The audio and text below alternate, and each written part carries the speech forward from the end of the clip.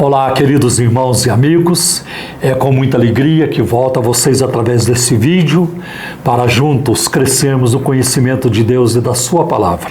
Eu quero logo de início, com muita humildade, pedir a vocês que não se esqueçam, por gentileza, de curtir o vídeo, de comentar e de compartilhar. E também de acionar o sininho para receber notificações. Não se esqueça também, por favor, de se inscrever no meu canal lá no YouTube e também de me seguir no Instagram. Que isso seja de proveito para a sua vida e fazendo assim, nosso trabalho, a mensagem da Palavra de Deus, ela chegará mais longe e ela chegará a mais pessoas também. Eu sei que isso é uma coisa que agrada a Deus. E hoje é o assunto do vídeo, o tema do vídeo, eu quero falar sobre o humor, o espaço do humor na pregação da Palavra de Deus, no ensino da Palavra de Deus. Então, como vocês viram aí, o título deste vídeo é Sou um Pastor Brincalhão. E existe espaço para o humor, nós queremos trabalhar sobre isso. Eu quero citar um autor e professor, o Haddon Robinson, e ele escreveu essa obra, é uma obra gigante, chamada Arte e Ofício da Pregação Bíblica. Esta obra foi publicada pela Publicações Shed, mas hoje é distribuída pela Edições ou Editora Vida Nova. Por sinal, uma editora maravilhosa, tem muitas obras importantes, eu uso muito as obras da editora Vida Nova, são obras assim equilibradas e que realmente nos ajudam na nossa tarefa pastoral de alimentar o rebanho e de ensinar o rebanho. Então é só você entrar lá no site da Edições Vida Nova e conferir lançamentos, as diferentes áreas de publicações, e isso vai ajudar muito na sua caminhada espiritual também. O Haddon Robinson, ele foi professor de homilética no seminário Gordon Conwell, o seminário onde eu estudei na década de 80, ali no norte de Boston, na cidade de South Hamilton, ou sul de Hamilton, traduzindo para o português. E ele diz o seguinte, já que a pregação lida com a vida, ela precisa ter algum elemento de humor. Então eu também creio que existe espaço para o humor, para uma certa dose de brincadeira na pregação, mas eu vou explicar isso melhor. Jesus usava humor, Jesus usava exagero, e este elemento exagero, esse recurso exagero que Jesus usava, ele é um tipo de humor. Veja, por exemplo, a palavra de Jesus em Marcos capítulo 10, versículo 25. É mais fácil passar um camelo pelo fundo de uma agulha do que um rico entrar no reino de Deus.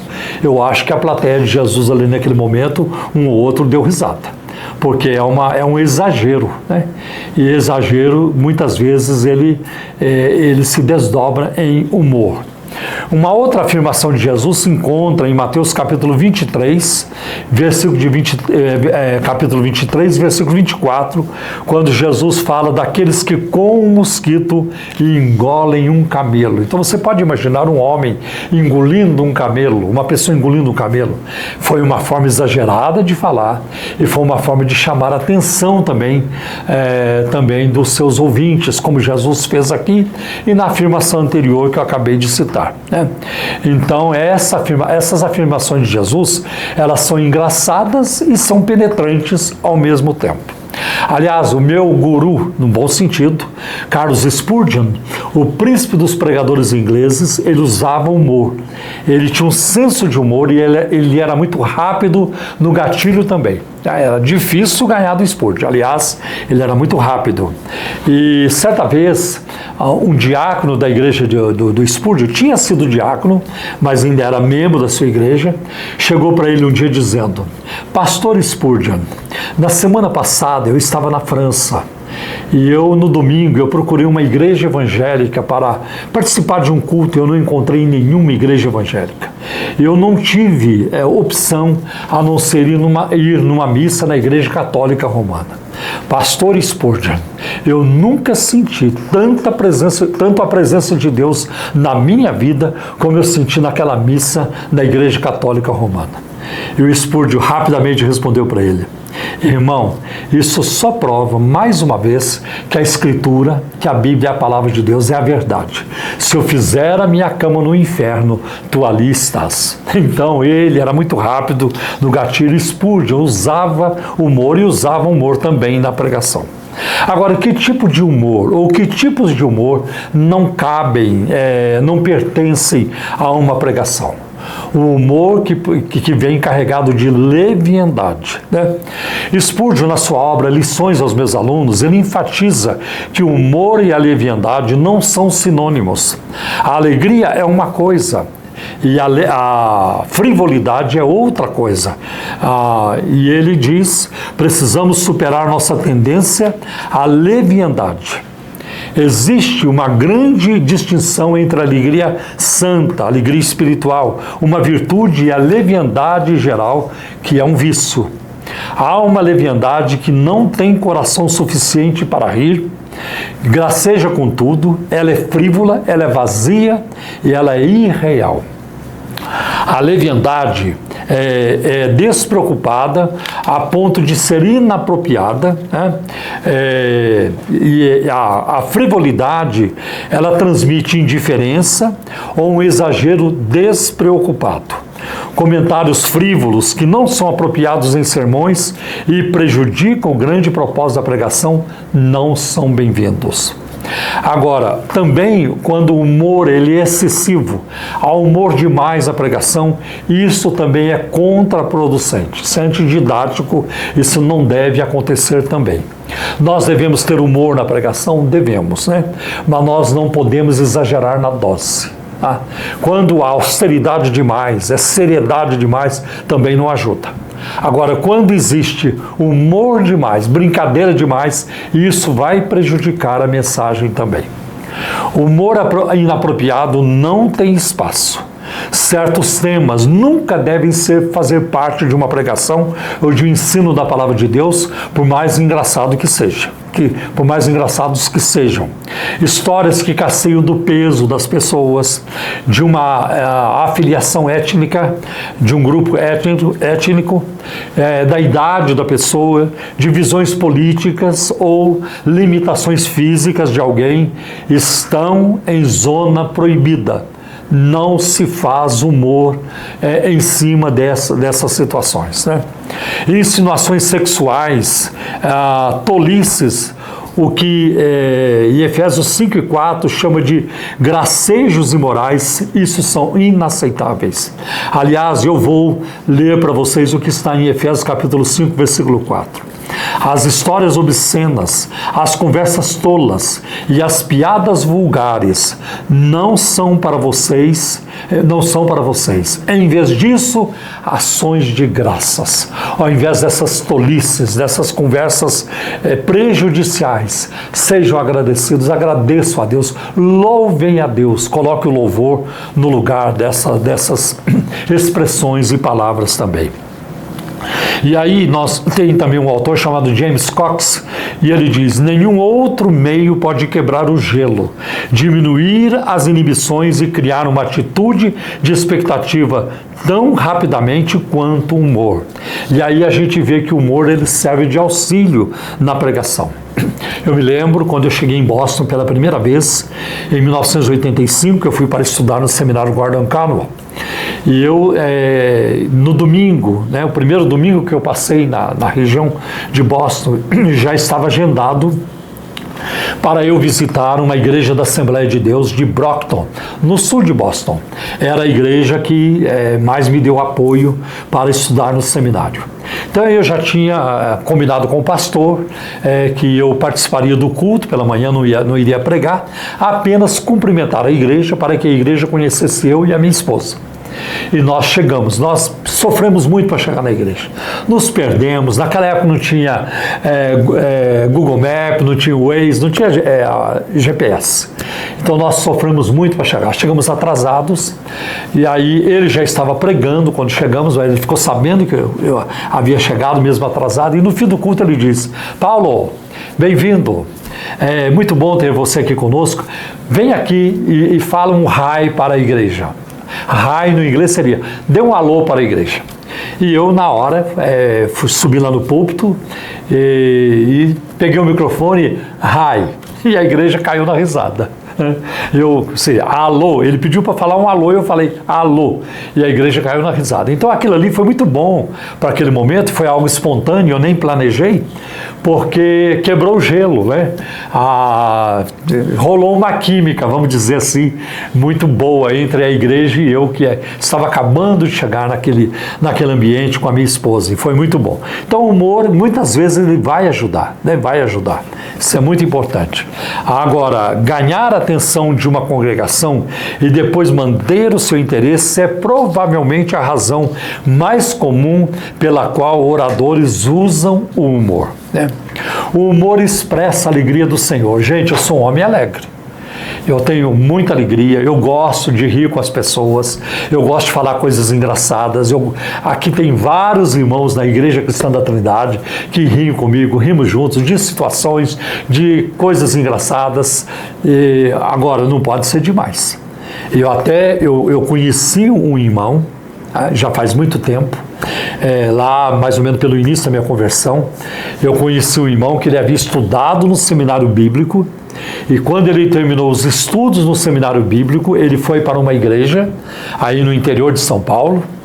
E ele, até por causa da bagagem, né, teológica que ele havia adquirido no seminário, não demorou muito, ele foi escolhido como vice-presidente da igreja. Tá? Mas aquele irmão tinha um problema muito sério, ele não parava de brincar, ele brincava o tempo todo, e isso não é bom.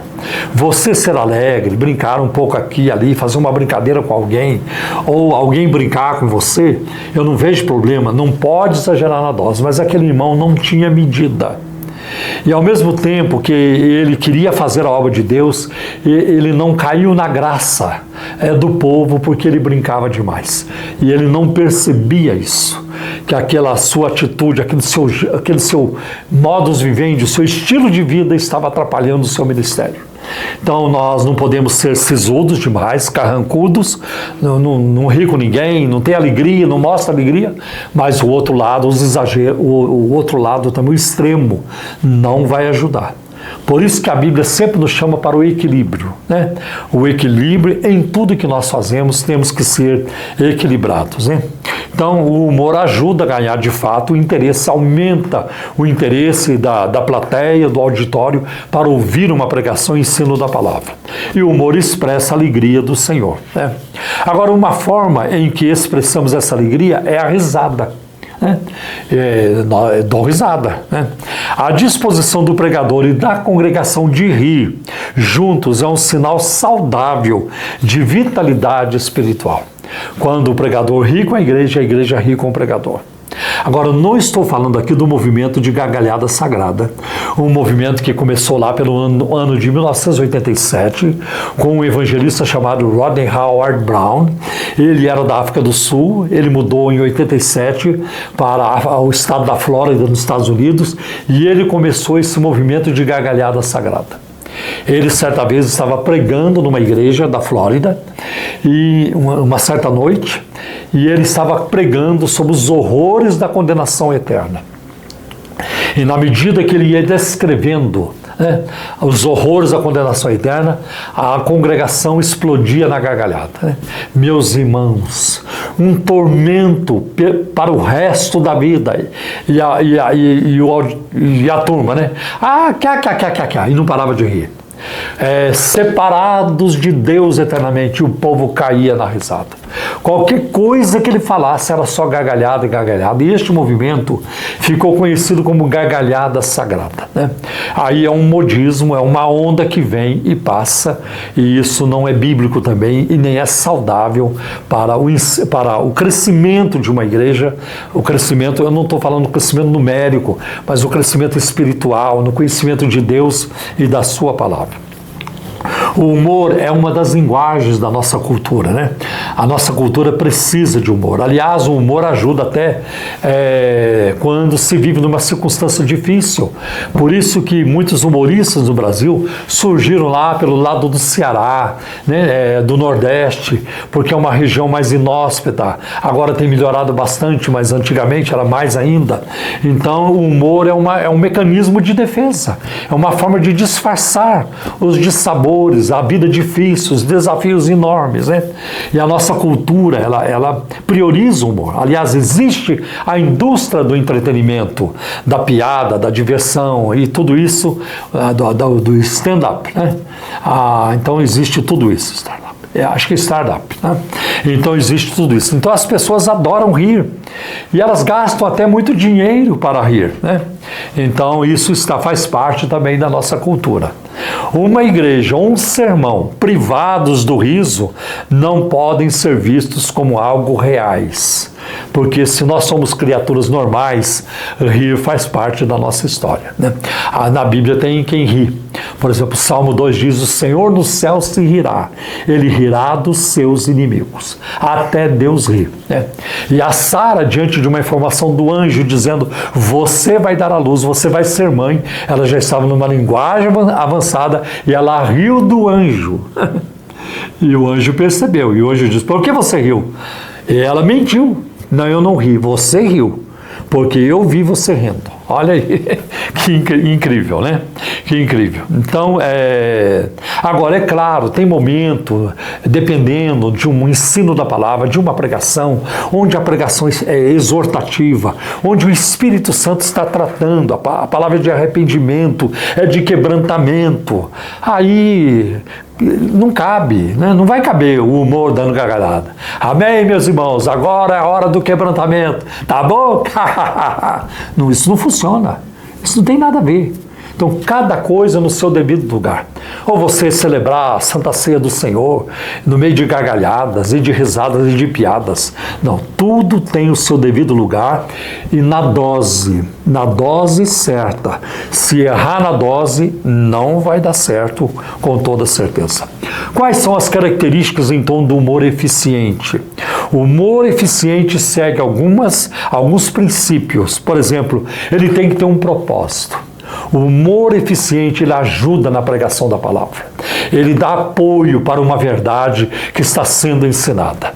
E se, como Haddon Robinson diz, se o humor não ajuda a imprimir uma verdade, a promover uma verdade, a gravar uma verdade da palavra de Deus nos corações, esse humor tem que ser descartado.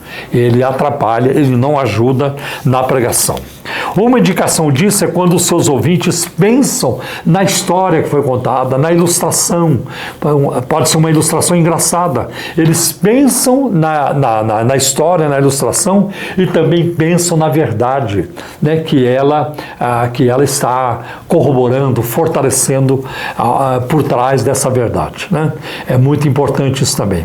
Quando o pregador ele está preocupado só com humor, e eu conheço, vocês conhecem também, pastores e pregadores assim, que a pregação dele é só piada do começo ao fim, só piada. E a turma dá gargalhada, e a turma ri, e ri o tempo todo. Olha, eu vou dizer para vocês, no dia de Pentecostes, quando o apóstolo Pedro pregou, a turma não caiu na gargalhada. O texto de Atos 2, lá pelo versículo 38 em diante, diz que eles foram compungidos nos corações. Isso significa que eles foram apunhalados no coração.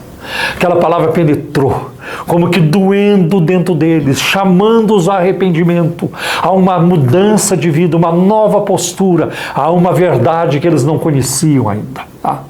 E eles então perguntaram: o que devemos fazer? O que devemos fazer? Porque eles foram apunhalados no coração. E ninguém ri, ninguém dá gargalhada quando é apunhalado. Ninguém. E foi isso que eles sentiram. Eu já passei por situações assim, certamente vocês também.